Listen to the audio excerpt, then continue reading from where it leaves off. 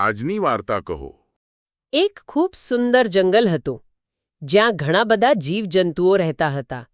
તેમાં બે ખાસ મિત્રો હતા, એક મહેનતી કીડીભાઈ અને એક આળસુ તીડભાઈ. ઉનાળાની ઋતુ હતી. સૂર્યદાદા તપી રહ્યા હતા. કીડીભાઈએ દિવસ રાત મહેનત કરીને પોતાના દરમાં અનાજના દાણા ભેગા કરતા હતા. સવાર પડે ને તરત જ કીડીભાઈ નીકળી પડે, ખેતરોમાં જાય.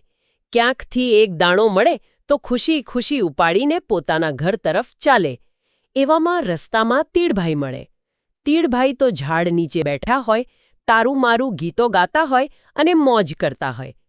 તીડભાઈ હસતા હસતા કીડીભાઈને કહે, અરે કીડીભાઈ, કેમ આટલી બધી મહેનત કરો છો?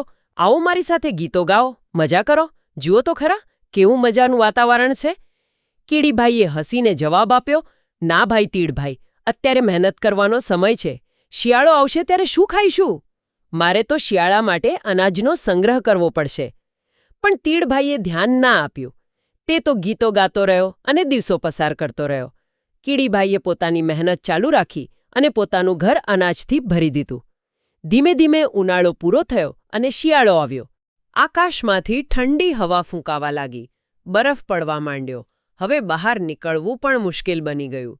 કીડીભાઈ પોતાના ગરમ અને અનાજથી ભરેલા દરમાં આરામથી બેઠા બેઠા ખાતા હતા. પણ તીડભાઈને શું થયું? એને તો ભૂખ લાગી. બહાર બરફ પડતો હતો, ક્યાંય ખાવા જેવું કંઈ મળતું નહોતું. તીડભાઈ ઠંડીથી ધ્રુજવા લાગ્યા અને ભૂખથી એમનો જીવ ગભરાવા માંડ્યો. એમને યાદ આવ્યા કીડીભાઈ. તીડભાઈ ધીમે ધીમે કીડીભાઈના દર પાસે પહોંચ્યા અને દરવાજો ખખડાવ્યો. કીડીભાઈએ દરવાજો ખોલ્યો તો સામે તીડભાઈ ઊભા હતા, ભૂખ્યા અને ઠંડીથી ધ્રુજતા.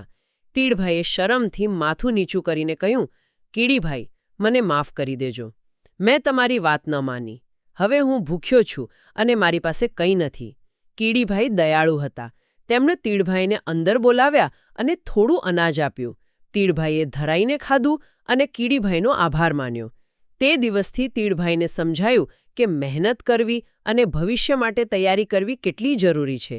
શિયાળો પૂરો થયા પછી તીડભાઈ પણ કીડીભાઈની જેમ મહેનતુ બની ગયા. તો મારા વહાલા, આ વાર્તા આપણને શીખવે છે કે વર્તમાનમાં મહેનત કરવી અને ભવિષ્ય માટે તૈયારી કરવી એ ખૂબ જ મહત્વપૂર્ણ છે. કાલે કરીશું એમ વિચારીને આળસ કરવાથી મુશ્કેલીઓ વધી શકે છે. સખત મહેનત હંમેશા ફળ આપે છે.